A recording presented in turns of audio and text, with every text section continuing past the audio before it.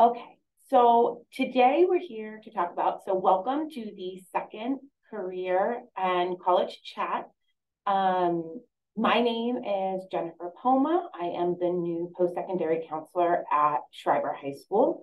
So for those of you who I haven't met yet, welcome. And for those of you that were with me last time on the college and career chat, welcome back. Today we're going to talk about scholarship, grants, and all financial things, the differences, what's going on. Last time it turned into, feel free to put things in the question and answer chat. I will try to get through as many of them as I can. But just a couple of housekeeping things really quick. Just a reminder, if you haven't seen the Vikings Connection, the newsletter from Lori Director, there are two new chats that will be happening in November. The first one will be Wednesday, November 8th at 9 a.m. And that will be how to support your student through regular decision application process, through that college application process. And then the second one for that month will be Tuesday, November 28th at 1 p.m. And that will be navigating the career process and how to have your student make the most of the Choose Your Future Fair.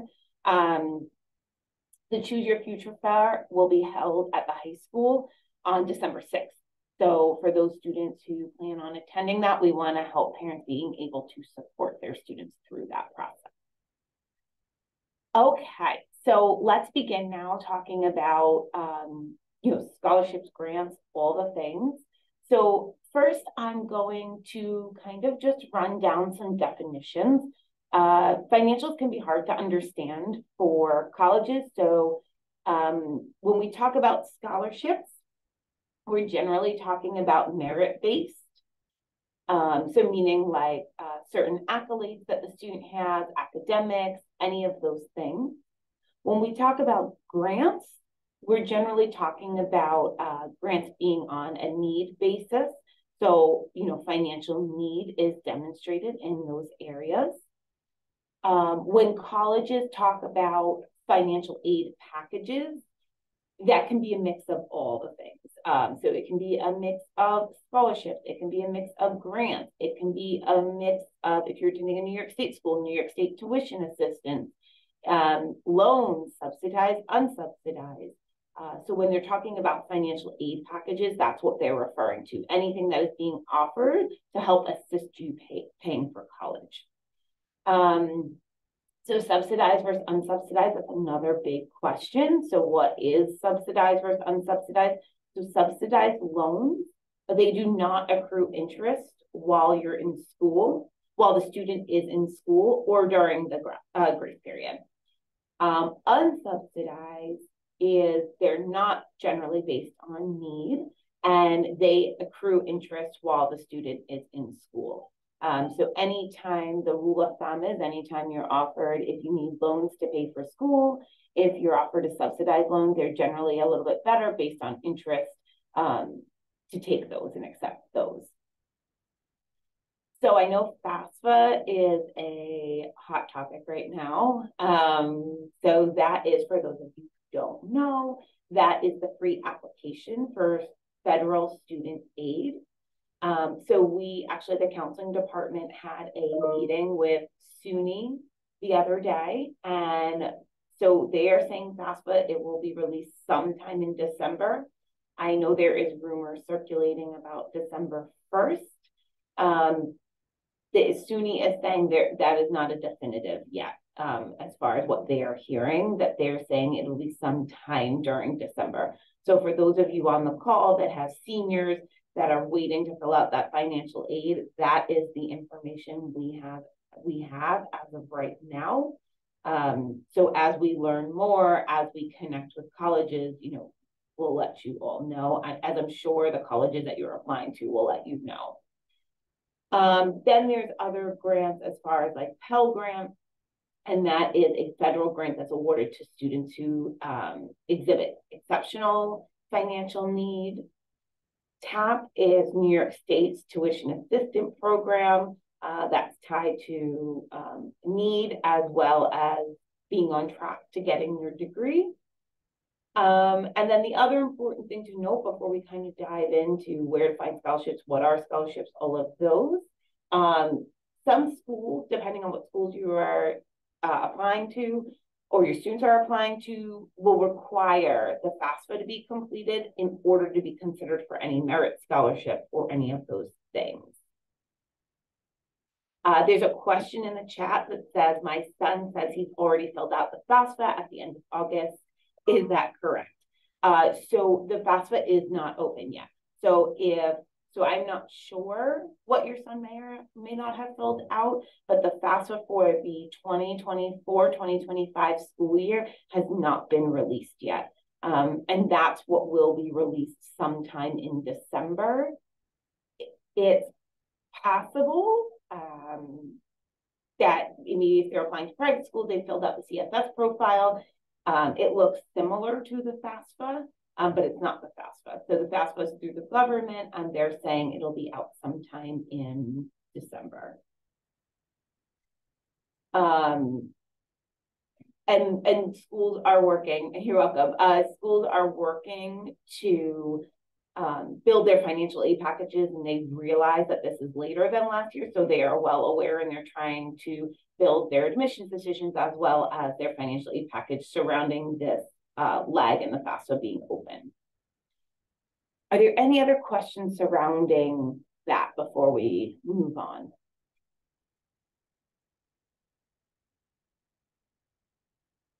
Okay. So again, feel free to just type it in the box. You know, I can monitor and answer as we go. So where to find these scholarship grants, all of those things. So let's start with the FAFSA. So if you fill out the FAFSA,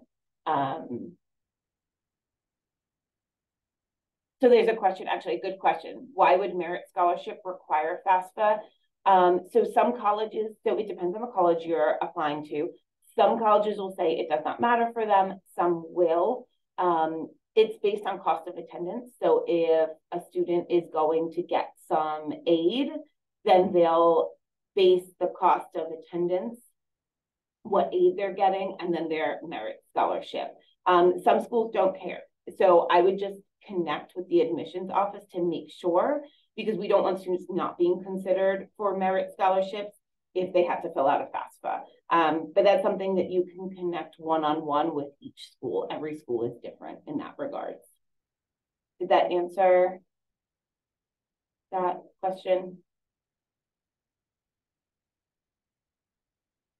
Some schools look at the type of aid a student is getting from the FAFSA to then go forward. CSS is just a good question. What is the difference between CSS and FAFSA? CSS is for the private schools. It's a private form of for looking at financials, and only private schools use it. FAFSA is the government form, the free financial aid government form. But good question. So if your student's applying to public schools, they will not fill out the CSS profile. Okay, so any more questions?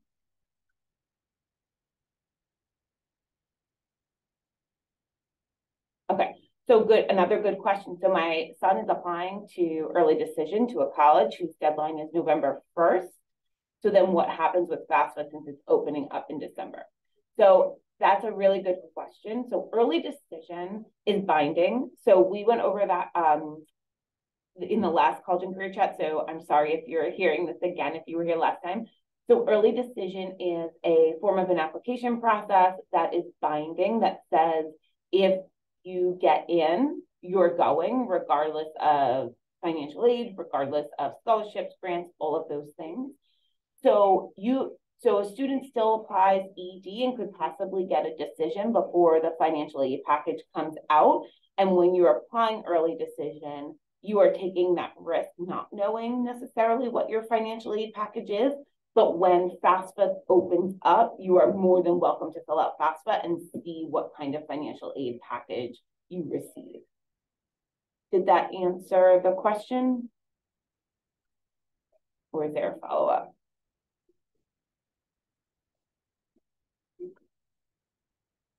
So FAFSA can be filled out at any time.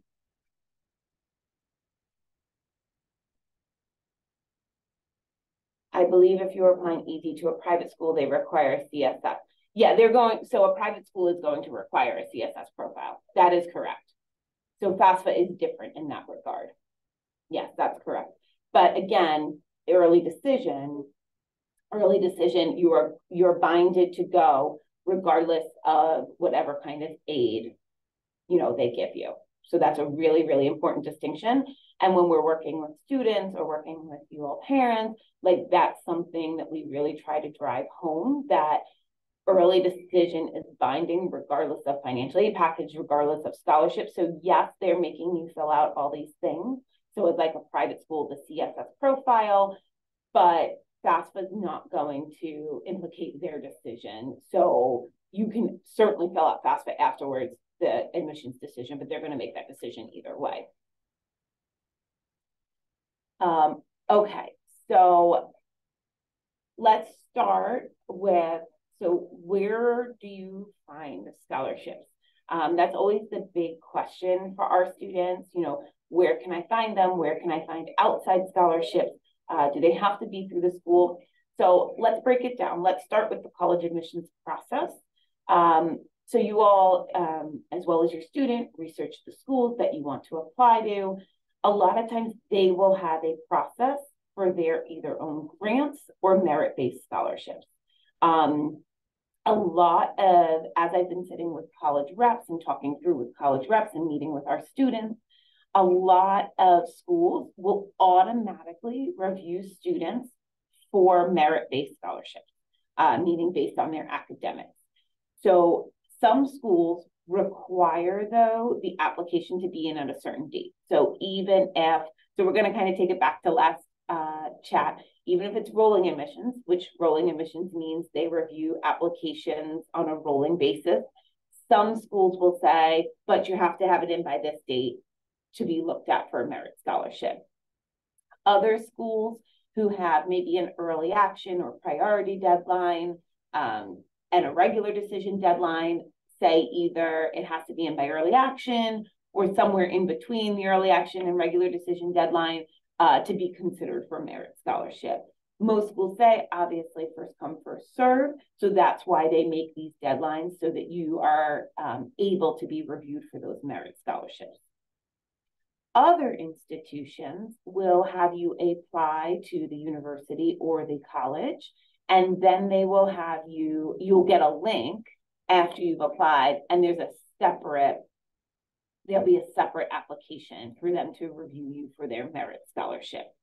So in that case, the student, it would probably be most of the schools that I have spoken to, but again, this is not inclusive of all, so it's always important to check with the admissions department if you are really interested in receiving a merit scholarship. But most schools that I have spoken to said that a student, if that is their process, a student will receive a link within 24 to 48 hours after applying. So it's always good for a student to, sometimes when we hit submit, we're so excited to hit submit, and rightfully so, but it's important for the next couple of weekdays, like a week or so after, to make sure that they haven't missed anything that the college is alerting them of, or in instances like this, they can apply for scholarship. So as long as we're on the decision track, there's a question in there. If applying early decision, should a student also apply to other schools or wait till mid-December to find out about the ED decision?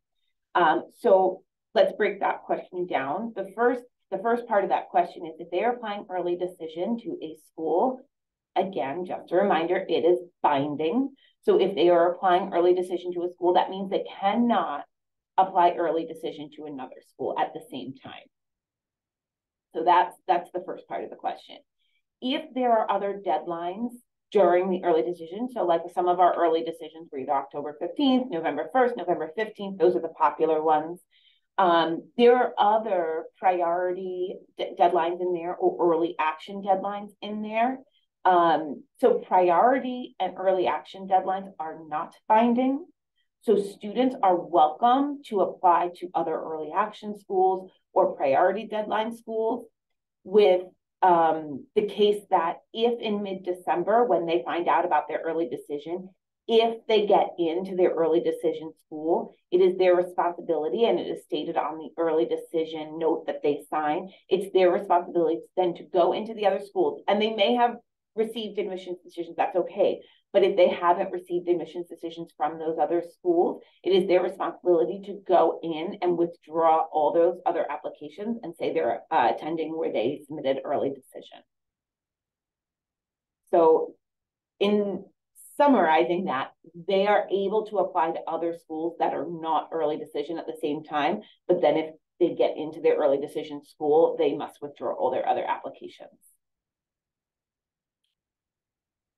Did that answer that question about early decision?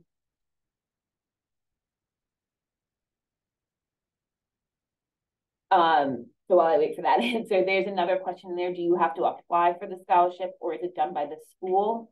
I just want to clarify, like Schreiber High School or the college they're applying to?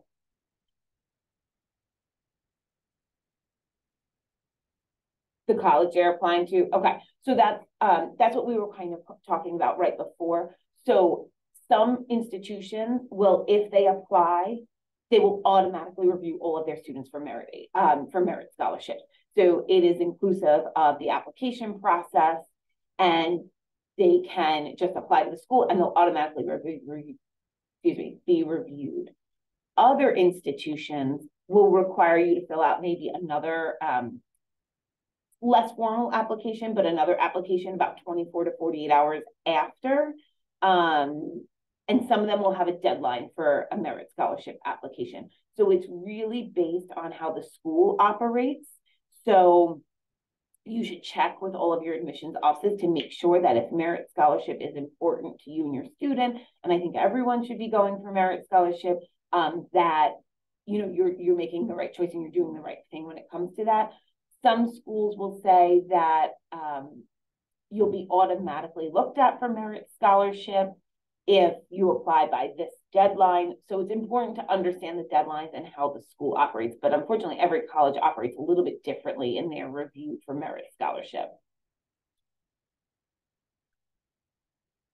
So I'm just going back, we're circling back to that early decision question. Should they wait to apply to see a response from the ED college to work on other applications? That's a personal choice. We recommend if their application is ready and they have supplements ready and they're ready to go for other early actions, by all means, they can apply to early action. Early decision also is in some institutions quite difficult to get in early decision.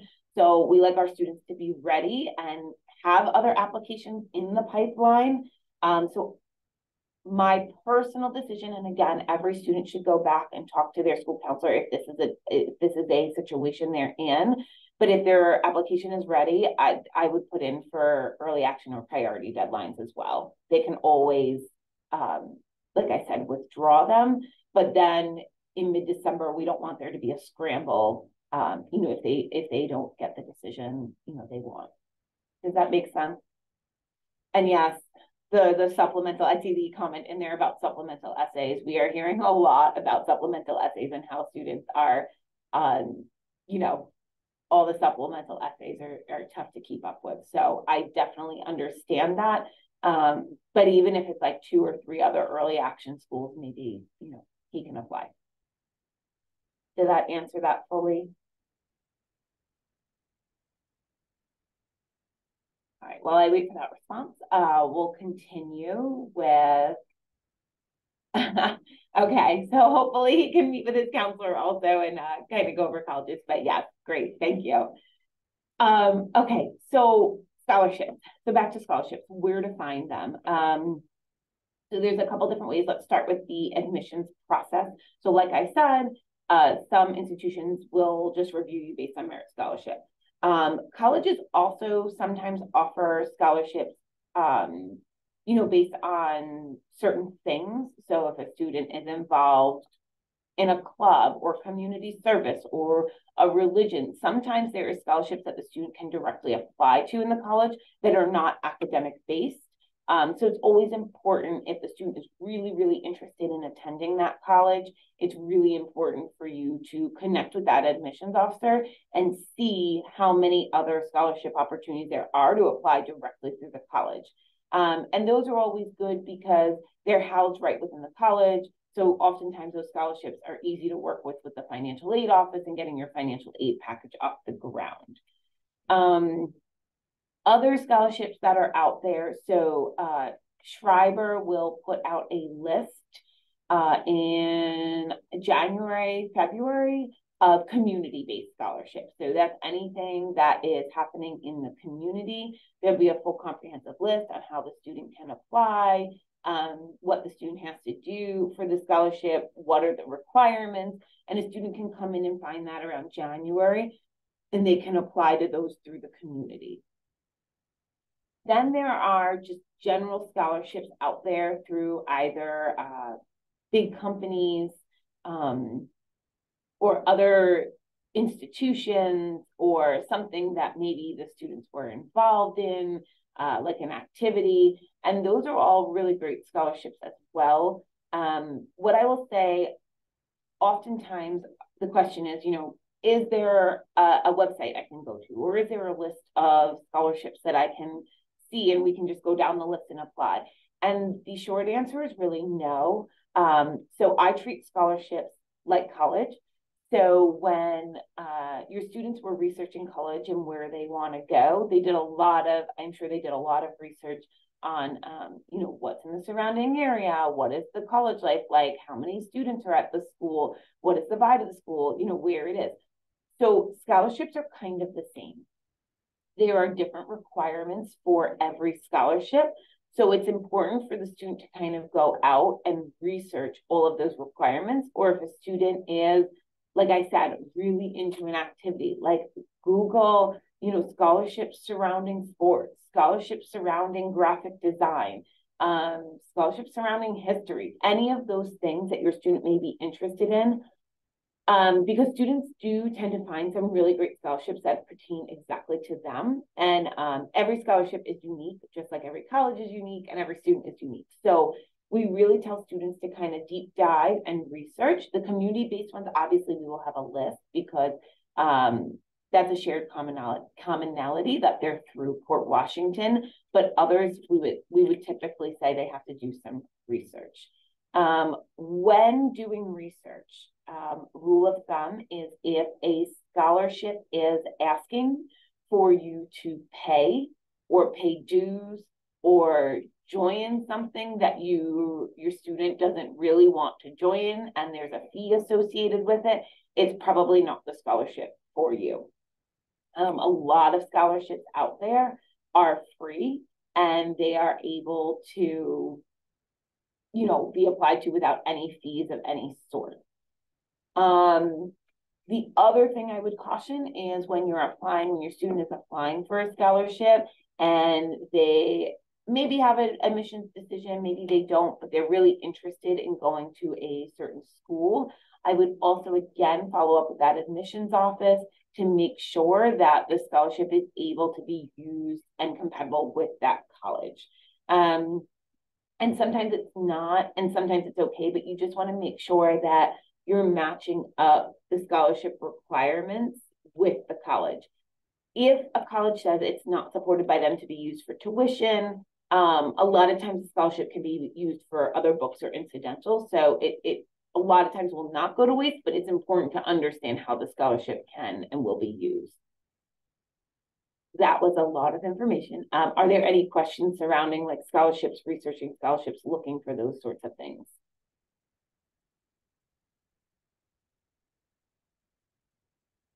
No? Okay. Again, feel free to write in the questions if there's a question regarding that.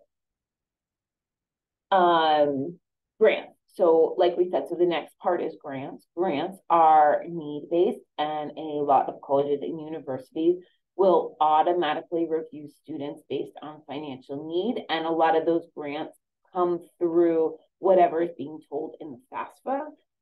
So students who exhibit great financial need will oftentimes be automatically reviewed for grants. And one of the bigger grants that you hear a lot of is the Pell Grant, which students, often get if they exhibit financial need. The question is, so I have a question in the chat box, what are the size of community scholarships and are they one-time or annual? And the answer is it varies. And I know it's probably not what you want to hear, but the amounts vary. It varies if they're one-time or they're annual. So that's why when the student comes in to look at all the community scholarships, they'll have all the requirements, what they are, how much they are, if they're annual, if they're a one lump sum. And that also makes some decisions for students and parents when they're deciding what scholarships they want to apply to. Depending, maybe you're only looking for annual scholarships that come every year. Maybe you're only looking for a certain size of scholarship. So that also helps in the research process of scholarships. Okay.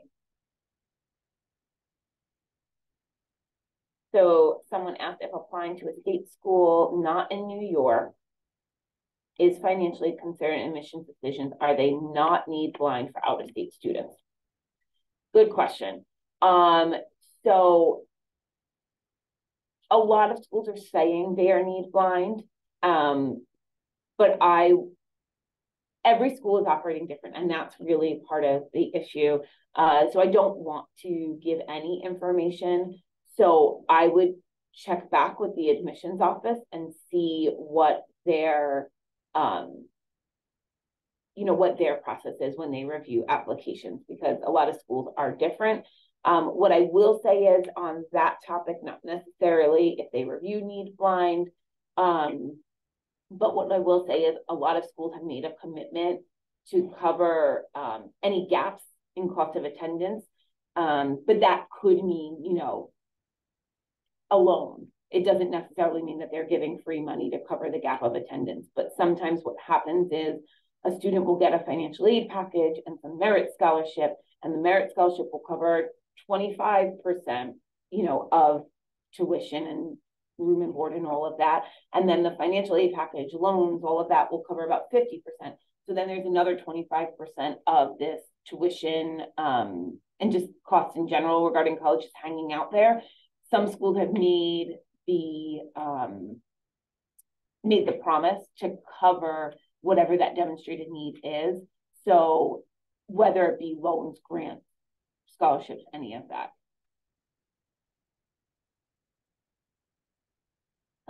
There's another question in there. How does the 529 savings account affect financial decisions from college? That's a good question. I am not sure. I'm not a financial advisor, so that's something that you would maybe want to go over with them, but I haven't heard anything specifically from college reps regarding 529. I obviously know the accounts are out there and, to save for college in the future, but I have not heard anything specific regarding financial decisions from colleges on the 529. Okay, thank you. Someone wrote in there they take 5.6% of 529 into calculations. I would just verify that, with whomever you're speaking with also, because I am not 100% sure. Okay, so we kind of went over financial aid packages. So just to recap financial aid packages, so financial aid packages can consist of all of those things. They can consist of scholarships, they can consist of grants, they can consist of subsidized loans, unsubsidized loans. There's private loans out there. So there are a lot of different things when it comes to financial aid. The rule of thumb is grants and scholarships do not need to be repaid. They are money that the student is getting most likely annually when they attend college. Something that I would caution and look out for is sometimes the merit scholarship is tied to students' academic performance once they are at college. So sometimes some of the requirements are student must keep a certain GPA. Depending on what the scholarship is, student must stay in this major. There's a bunch of different requirements. So before signing anything and, committing to a school. Obviously, if it's not early decision, if it's another school, I would just, and, scholarships, grants are very important to you. I would just make sure you and your student understand all of the requirements regarding the scholarship, and what they need to do on their end to keep their scholarship. Like I said, in financial aid packages, there's subsidized and unsubsidized loans. The difference is the interest accrual. In that point, subsidized do not accrue interest while they're in school. Unsubsidized does. So those, obviously, after the student gets out of school, after 6 months of graduation, leaving school, whatever the case is, they're not in school, they would have to begin to repay those back. So that's kind of the summary. So we covered a lot of information today regarding financial aid packages, subsidized loans, grants, scholarships, all of those things, how it works in the admissions decisions process. Are there any other questions? So let me just read this question.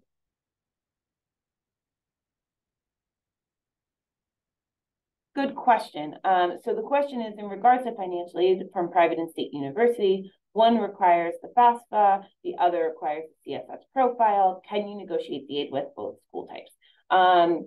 So the answer is yes and no. And I'll go into that. So the FAFSA, so let me just clarify about requiring FAFSA.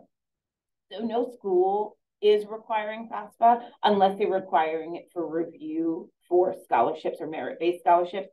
I always err on the side of caution. If you're able to fill out the FAFSA, I would just fill it out and see what you get from a financial aid package. But private schools do require the CSS profile. The question about can you negotiate aid with both school types, a lot of times the financial aid package that comes through the FAFSA, like the unsubsidized, subsidized loans, grants, those sorts of things, a lot of times are not negotiable because they're based on need and they're based on what the FAFSA and the CSS profile is telling them. And a lot of times the state universities, they're not so negotiable with any of their scholarships or anything else. But sometimes the private universities, you can go back and, kind of negotiate the merit scholarships, which are the ones based on, academics or those things. But this big state institution, then if it's a competitive institution where they're getting, tons of applicants and they have their pick of applicants, sometimes they're not so willing to hear out negotiations. But if your son or daughter or student really wants to go to a university, it's worth an ask to the admissions office, if there's anything they can do. I hope that answered the question. So is there a good website that you might recommend to help calculate the expected financial contribution, the EFC? So EFC is actually changing to Student Aid Index. So that's something that's changing with the FAFSA. And right now, what we have been hearing from colleges is because the FAFSA has not been released, they don't have all of the new equations when it comes to how they're going to be calculating that. So that's also something that is being delayed. So a lot of times, and what I mean by that is a lot of times you can go on the school's website and you can kind of calculate and put things in and see what tuition would cost you based on certain circumstances, financial aid, all of that. What we have been cautioned to tell students and parents right now are all of those calculators on admissions websites are being used with the old equations from FAFSA because schools have not been alerted with the new equations. So right now, because there is no answer, I do not have a good answer for that, how you would calculate that, unless you're calculating it based on the old equations. How long on average will it take for a school to notify the student they will receive merit scholarship after applying? So again, it varies based on school. So some schools will send you not necessarily the financial aid package, but they'll send you, what merit scholarship the student, qualified for with the admissions decision. Others will wait until the financial aid package rolls out, and others will notify you randomly. So it really depends on the school, but the schools have been pretty upfront in letting you know how they're doing those notifications and those decisions. So the schools, a lot of schools that I've been talking to, when they're in the rep visits with the students, they will say either scholarship decision will come with your admission decision, or, wait X amount of weeks after. So again, I would contact the admissions office, but a lot of them are really upfront on how they're notifying you regarding those decisions.